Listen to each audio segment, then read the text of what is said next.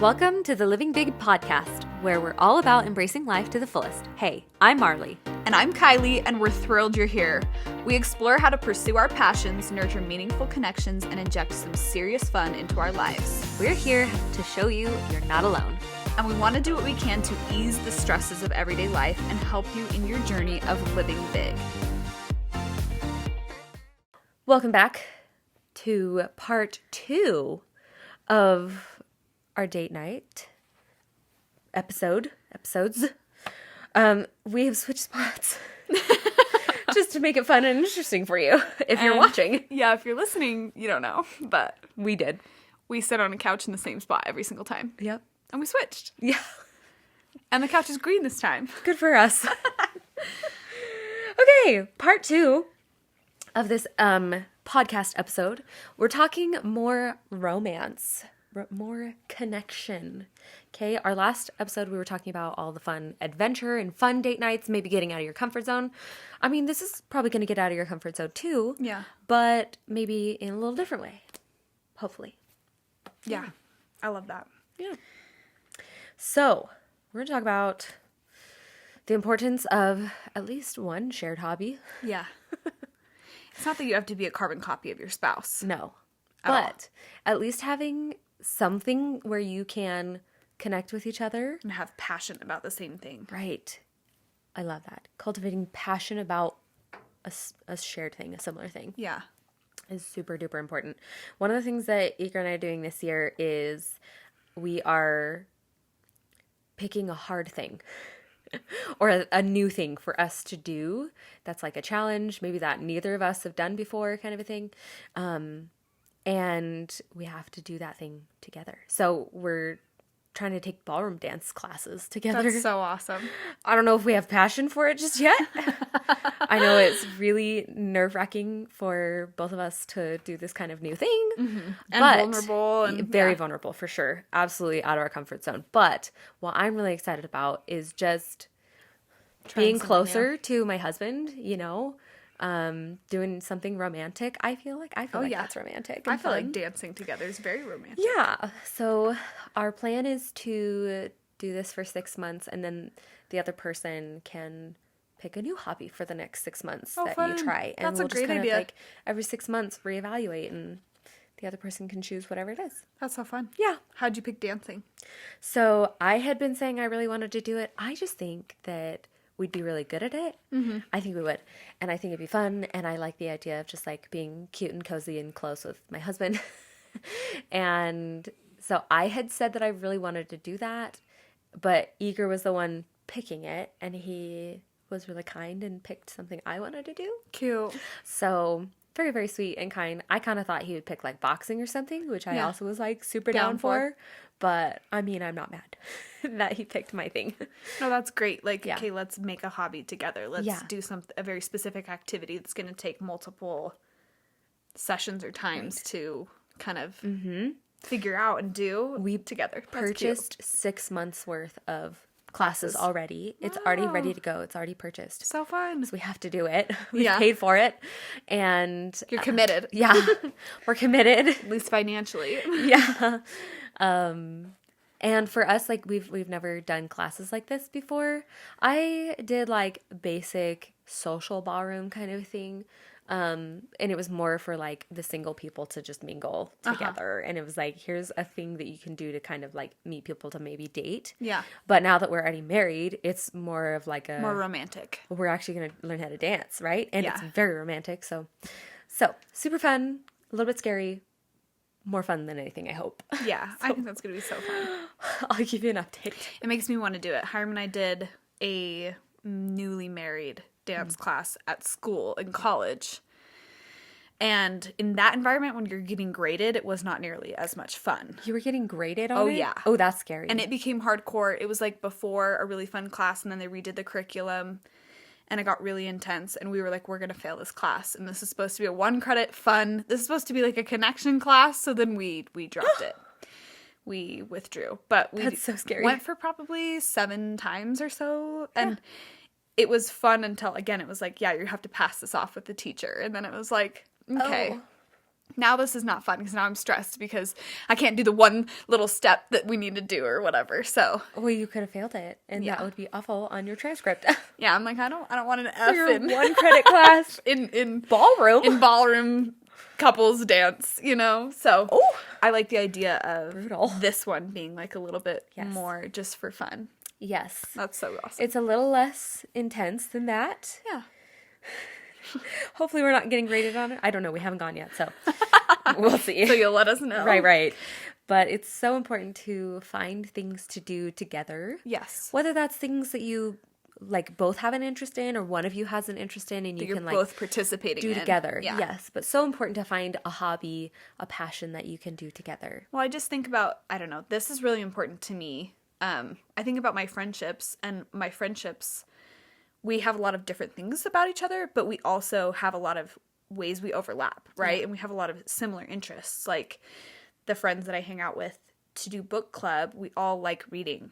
We want to do that thing. Shared hobby. And I think about my husband as my number one best friend. Mm. That was always really, really important for me, was I don't want just a romantic relationship.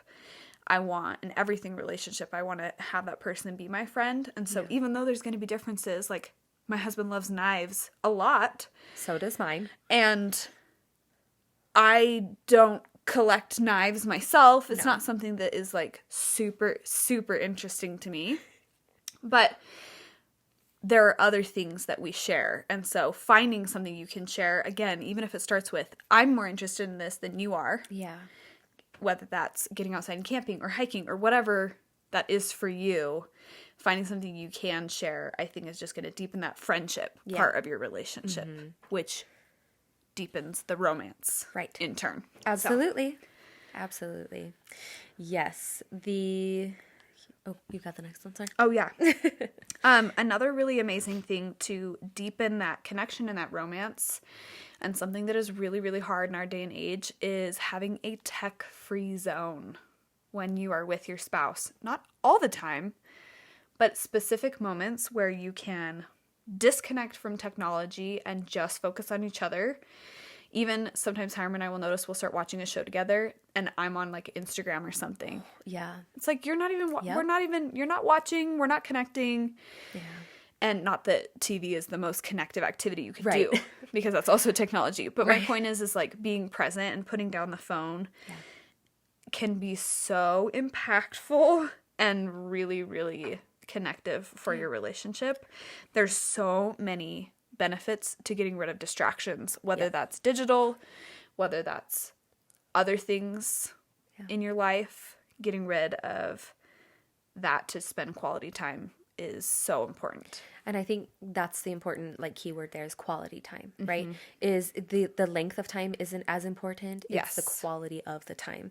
So putting your phone away, putting away whatever distractions you have in your life, whether that's work, whether that's school, whether that's your kids, things like that, whatever it is that's distracting you, making sure that the time that you're spending together is quality. Yes. That's the important part. And I think some ideas for activities you can do specifically in a technology-free zone is, this is a really good time to ask some connective, reflective relationship questions. Check in with each other. Like, what's been something amazing that happened to you this week? You know, or what can I do to better help you this week? How are you doing emotionally, physically? How are you doing with your goals? Like, this is a good point to check in with each other and ask some reflection questions, both based on your person, but on the relationship collectively, if you can get rid of those distractions. Yes, absolutely. It is so important. Here's a little tangent, but it is so important to check in with your partner frequently. Yes. You know, on a very consistent basis. Like we were checking in like every week for a good 6 months. And it was so good. We just had like a set 5 questions that we were asking each other. Like, how have I helped you to feel loved? What can I do to help you feel more loved? What ways have I hurt you? Yeah. What are, things, just like different questions like that. And there are so many options out there as far as questions to ask your person. There's apps. There's Pinterest, there's cards, there's so many ideas. But like nailing down some good questions to be able to check in with each other are that's really going to help. Check in and learn about each other. Yeah. Like asking your spouse, what's something you want to get into this year? Ooh, yeah. What's your favorite book that you're reading right now and why? Yeah. Like, tell me about this thing that you're doing. Oh, you like to play this game? Like, what's going on in that space? Yeah. And learning more about each other, because we're constantly growing Right. and changing, and we want to make sure we continue to grow together and know about each other. Absolutely.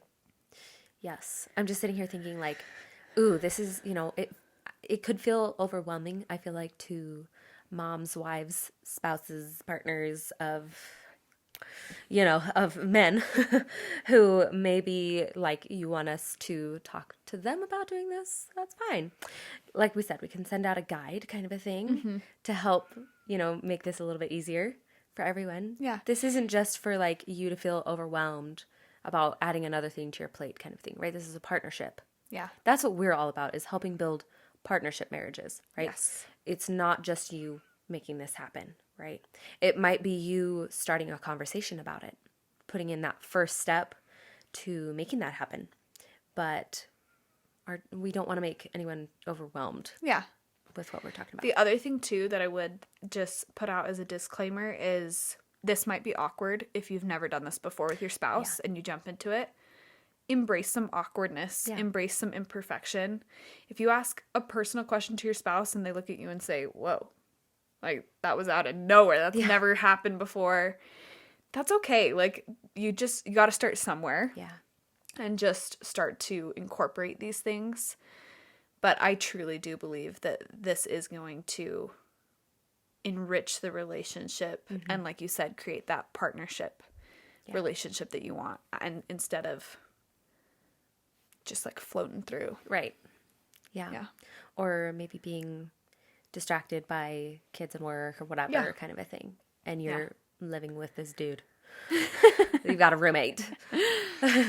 You guys both have so many special things about each one of you. And so spending time to connect to that person is life-changing. If you are stuck in the roommate mode, hopefully these can help you get out of that. We've got some fun connective date ideas to get you out of the roommate rut. Yes. So you'll have to let us know. Does this help? Right. Yes. So, cooking together. I don't know what it is about finding a recipe, cooking together. I did not cook pre-marriage. Yeah. I did not know how to cook. I was kind of afraid of it growing up, actually. Like, actually gave me panic attacks growing up. And then hilarious. I was able to kind of outgrow some of those anxieties around cooking. And then my husband and I just started cooking together. And you're amazing cooks. And I love to cook now. Yeah. And he loves to cook. And he's showed me so much. And we've just done so much cooking together. And I love that. It is so fun. So special to me that we just sit and cook a lot of times. That.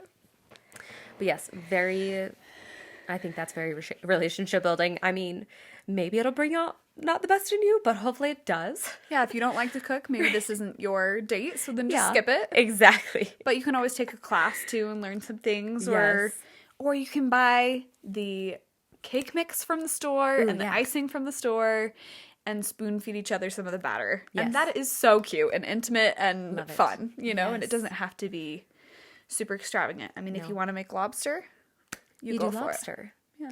But if you want to do something simple. If you want to make box cake, make box cake. Yes. If you want to get the cookies that are already separated. Yeah. Put them on a pan together and eat them. That's great.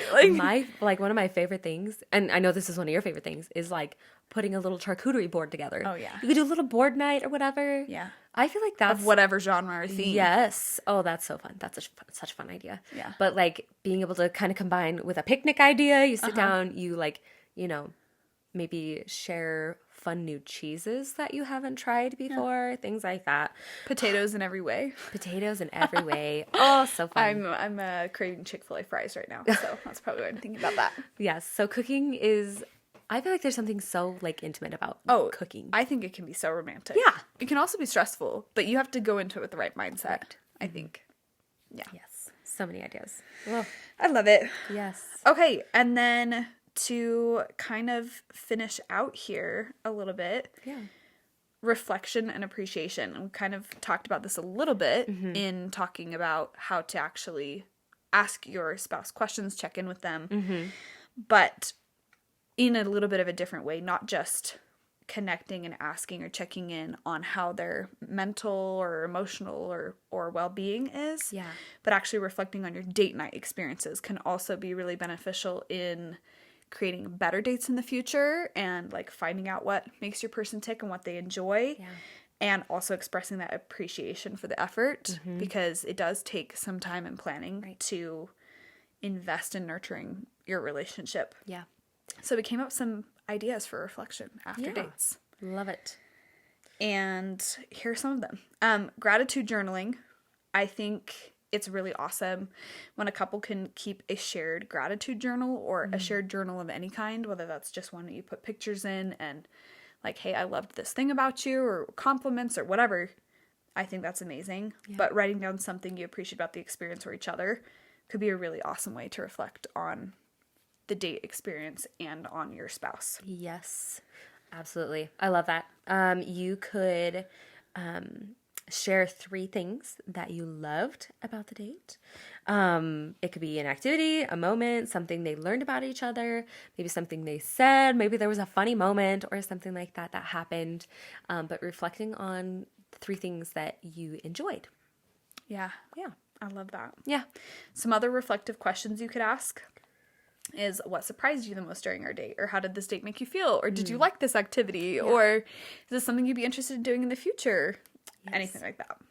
Kind of along the gratitude journal idea is you could write like an appreciation letter, like a little thank you note to your spouse. It could be like a little handwritten note kind of a thing. It could be a cute little text, things like that. But showing appreciation, I think there's never enough gratitude in general. So taking the extra time to write a little like, hey, thank you for doing that. Yeah. Little hand note.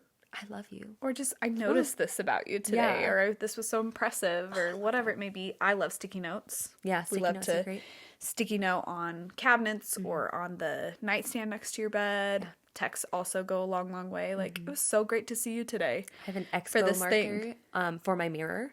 Cute. So I like write little notes sometimes on on mirrors. That's so fun. Yeah. Photo memories. This is a big, big one for me. I like to take a lot of photos. Yes. And I like to take a lot of date night photos. And whether or not husbands like that, I encourage you to take photos together, because they are such a good way to capture the memory in the moment and for you to remember them in the future. And it's such a good way to document like moments in journaling and just emotions captured in each image. Yeah. And so I challenge both husbands and wives to take more pictures with each other, of each other. And I promise you, it's going to help you remember these moments and make them so special for years to come. Yes. Oh, I like this one. A rating system. Yes. Oh my gosh, that's such a good idea of having like a little rating system, like whatever that looks like, like a 1 to 10. How do you think that date went? Right. Kind of a thing. Oh, I love that. They can rate the date.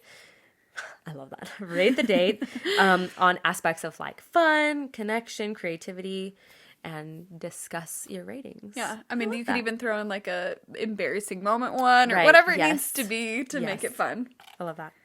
Okay. Sharing highlights from your date night with each other, but also on social media or with friends is another way to kind of celebrate positive moments and share ideas with other people and inspire them and to relive them. I'm like, oh my gosh, on my story, I'm like, this was so fun. I loved it. I love that. So cute. You can create a future date bucket list. Hiram and I have a very, very long one. Oh, that's so cool. So it's like years and years and years and years to come. We've got just like so many ideas. I love that. Discuss and create a whole bucket list of future date night ideas. They can be a mix of activities both partners want to try or just one person, but having like a list of things to go through would make things so easy. You can just check them off as you're going through. And they could be simple, they can be big, they can be a mixture. Yeah. It's really fun. I love that. Bucket lists are really awesome. That's a great idea. I love that one. Actually expressing your feelings and talking about emotions that you felt during the date night, saying like, hey, this made me feel this way, and I learned this thing about myself. Just really encouraging both partners to have open communication about what makes you happy, relaxed, or excited, and specifically in conjunction with the date night. Yeah. kind of going along with that, you can also talk about things that you learned about each other on the date night, right? Was it something that maybe you didn't know the other person could do, like some sort of hidden talent, a preference, a childhood memory they shared with you, maybe? Love that. I love it. It's so amazing. Favorite date awards. This also goes kind of along with the rating system, but this is a little bit of a different take. You could have categories like best chef, most creative idea, most romantic moment, and you could even give each other prizes if you want. Yes. You know what I mean? It's fun. I love that. Ugh, little, like, we would make, there were paper plates that we would, like, draw little awards onto. Cute. For, like, girls' camp when I was growing up. And be like, oh, you're the funniest one from girls' camp. Here's a little paper plate little certificates. Award. Yes. Yeah. Yes, you can... I think this is something that you should be doing, is having a future expectations kind of a conversation. Things about, you know, like, what are your preferences, your interests, any adjustments that maybe will enhance future dates. I think honestly that probably should just be like a kind of a given. What is that called when you have like a debrief, you know, and you talk about, you know, I mean, like, yes, you can talk about these other things and they're going to spur hopefully more deeper connection and more conversation.